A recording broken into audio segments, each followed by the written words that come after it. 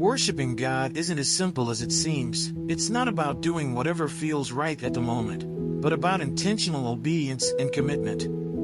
In fact, true worship requires us to reject the temptation of convenience and idolatry that surrounds us. The laws for worship laid out in the Bible aren't just guidelines, they're a blueprint for a life that's deeply fulfilling and aligned with God's plan. It may seem easier to take shortcuts or follow what's popular, but the rewards of worshiping God on His terms are far greater. Are you ready to explore how worship can transform your life and unlock blessings beyond your imagination? Then, let's read the chapter together. These are the decrees and laws you must be careful to follow in the land that the Lord, the God of your ancestors, has given you to possess, as long as you live in the land. Destroy completely all the places on the high mountains, on the hills and under every spreading tree, where the nations you are dispossessing worship their gods. Break down their altars, smash their sacred stones and burn their Asherah poles in the fire. Cut down the idols of their gods and wipe out their names from those places.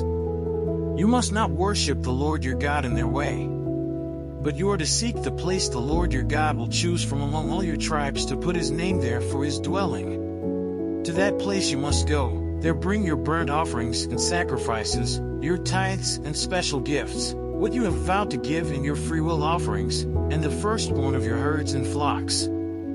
There, in the presence of the Lord your God, you and your family shall eat and shall rejoice in everything you have put your hand to, because the Lord your God has blessed you. You are not to do as we do here today, everyone doing as they see fit, since you have not yet reached the resting place and the inheritance the Lord your God is giving you. But you will cross the Jordan and settle in the land the Lord your God is giving you as an inheritance, and He will give you rest from all your enemies around you so that you will live in safety. Then to the place the Lord your God will choose as a dwelling for His name, there you are to bring everything I command you, your burnt offerings and sacrifices, your tithes and special gifts, and all the choice possessions you have vowed to the Lord. And there rejoice before the Lord your God, you, your sons and daughters, your male and female servants, and the Levites from your towns who have no allotment or inheritance of their own. Be careful not to sacrifice your burnt offerings anywhere you please. Offer them only at the place the Lord will choose in one of your tribes, and there observe everything I command you. Nevertheless, you may slaughter your animals in any of your towns and eat as much of the meat as you want, as if it were gazelle or deer, according to the blessing the Lord your God gives you. Both the ceremonially unclean and the clean may eat it. But you must not eat the blood. Pour it out on the ground like water. You must not eat in your own towns the tithe of your grain and new wine and olive oil, or the firstborn of your herds and flocks, or whatever you have vowed to give, or your freewill offerings or special gifts. Instead, you are to eat them in the presence of the Lord your God at the place the Lord your God will choose, you, your sons and daughters, your male and female servants, and the Levites from your towns, and you are to rejoice before the Lord your God in everything you put your hand to. Be careful not to neglect the Levites as long as you live in your land. When the Lord your God has enlarged your territory as He promised you, and you crave meat and say, I would like some meat, then you may eat as much of it as you want. If the place where the Lord your God chooses to put His name is too far away from you, you may slaughter animals from the herds and flocks the Lord has given you, as I have commanded you, and in your own towns you may eat as much of them as you want. Eat them as you would gazelle or deer. Both the ceremonially unclean and the clean may eat. But be sure you do not eat the blood, because the blood is the life, and you must not eat the life with the meat. You must not eat the blood. Pour it out on the ground like water. Do not eat it, so that it may go well with you and your children after you, because you will be doing what is right in the eyes of the Lord. But take your consecrated things and whatever you have vowed to give, and go to the place the Lord will choose. Present your burnt offerings on the altar of the Lord your God, both the meat and the blood.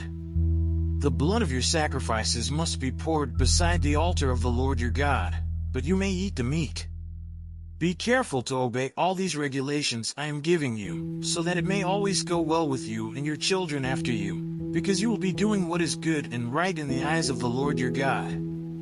the Lord your God will cut off before you the nations you are about to invade and dispossess. But when you have driven them out and settled in their land, and after they have been destroyed before you, be careful not to be ensnared by inquiring about their gods, saying, "How do these nations serve their gods?